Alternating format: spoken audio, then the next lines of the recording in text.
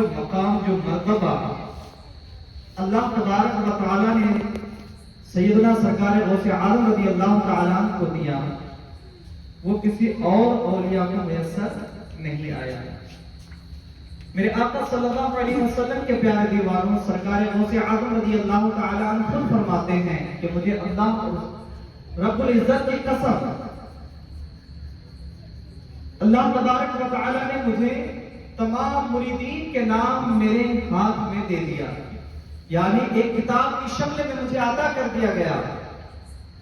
تا قیامت تک جتنے ہونے والے ہیں سب کا نام مجھے دے دیا گیا، اور فرمایا کہ عبد القادر سنو، اس لسٹ میں، اس کتاب میں جن کا نام ہے نا، یہ آج سے لے کر کے صبح قیامت تک جتنے تمہارے مریدین ہیں، جاؤ تمہارے نسبت کی وجہ سے میں نے انہیں سب کو بخش دیا، میں نے سب کی مغفرت کر دی ہے۔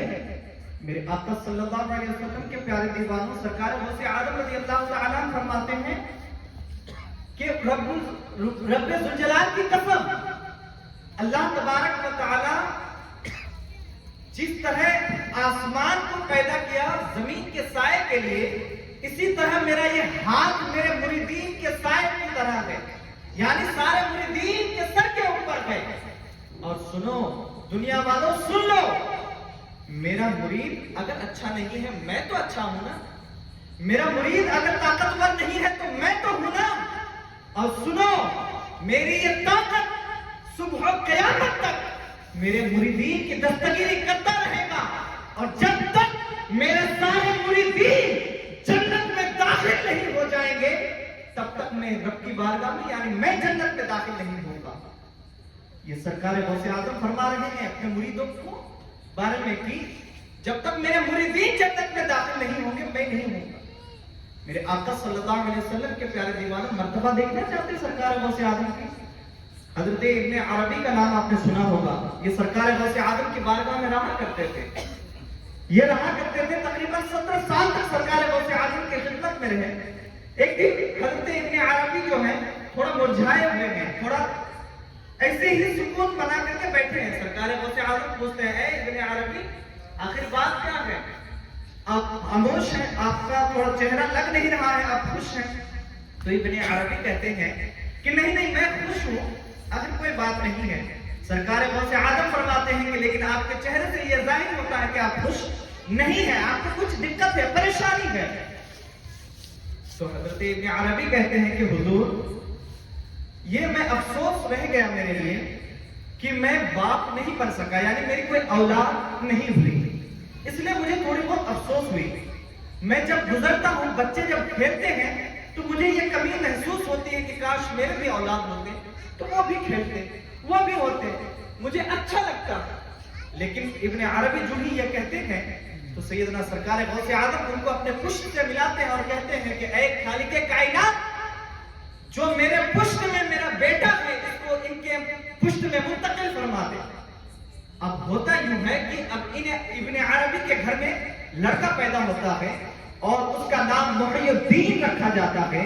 اب محی الدین رکھنے کے بعد یہ بہت بڑے اللہ کے ولی بنتے ہیں، لیکن سیدنا سرکار غوث اعظم رضی اللہ تعالیٰ کی بارگاہ میں جو بھی حضرت ابن عربی اس طرح سے اپنے بیٹے کو مانتے ہیں، جب ان کا بیٹا پیدا ہوتا ہے، جب یہ جوانی کی دہلیز پر ولایت پر فائز ہو جاتے ہیں، تو اب یہ ان کا یہ کام ہے، یہ مراقبہ کرتے ہیں۔ مراقبہ یعنی عبادت کا مستغرق ہو جانا، ڈوب جانا۔ اب یہ مستغرق ہوتے ہیں تو ہر ایک اولیاء کرام کے مرتبہ کو دیکھ رہے ہیں کہ فلاں کا مرتبہ کیا ہے، عبادت میں ڈوب جاتے ہیں، اور حضرت جنید بغدادی کا مرتبہ دیکھتے ہیں کہ اللہ کی بارگاہ میں ان کا کیا مقام و مرتبہ ہے۔ پھر مراقبہ کرتے ہیں، پھر سید سختی رحمۃ اللہ علیہ کی مقام و مرتبہ کو دیکھتے ہیں، پھر عبادت میں مستغرق ہوتے ہیں، سیدنا خواجہ غریب نواز کے مراقبہ یعنی ان کے مقام دیکھتے ہیں کہ اللہ کی بارگاہ میں ان کا کیا مرتبہ ہے۔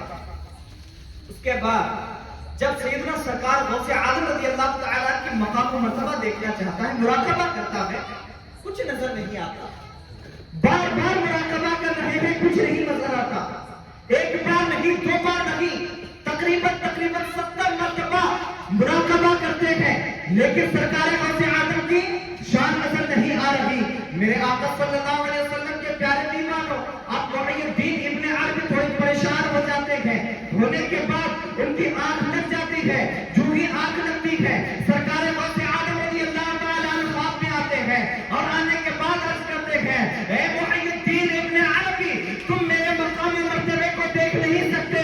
سنو جہاں تمہاری ولایت ختم ہوتی ہے, جہاں اولیاء کرام کی ولایت دم توڑتی ہے, وہاں محی الدین کی ولایت کا ابتدا ہوتی ہے.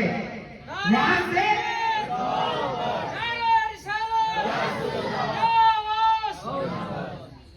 یعنی جہاں اولیاء کرام کی ولایت دم توڑتی ہے وہاں سیدنا سرکار غوث اعظم کی ولایت ابتدا کرتی ہے. یہ سیدنا سرکار غوث اعظم رضی اللہ تعالیٰ ہے. میرے آقا صلی اللہ علیہ وسلم کے پیارے دیوانوں, حضرت سیدنا سرکار غوث اعظم اسی طرح محفل میں وعظ فرما رہے ہیں, تقریر فرما رہے ہیں. اسی میں ایک شخص آتا ہے, آنے کے بعد سرکار غوث اعظم کے ہاتھ میں اسلام قبول کرتا ہے. اسلام قبول کرنے کے بعد برجستہ یوں اعلان کرتا ہے کہ اے لوگوں سنو, میرا نام فلاں ہے, میں یمن کا رہنے والا ہوں, لیکن میں تھوڑا مجھے اسلام کی طرف دلچسپی ہوئی, مجھے لگا ہوا, میں نے چاہا کہ اسلام قبول کروں. اسلام قبول کیا. وجہ یہ ہے کہ جب میں نے اسلام کی سچائی کو سنا, اسلام کے بارے میں حقیقت کو جانا, تو یقیناً میرا دل جو ہے مائل ہو گیا اسلام کی طرف. تو میں نے چاہا کہ یمن کے جو سب سے نیک اور پرہیزگار شخص ہے ان کے ہاتھ میں اسلام لے آؤں. تو جو ہی یہ سوچ کر کے وہ شخص سو جاتے ہیں تو حضرت موسیٰ علیہ السلام خواب میں آتے ہیں.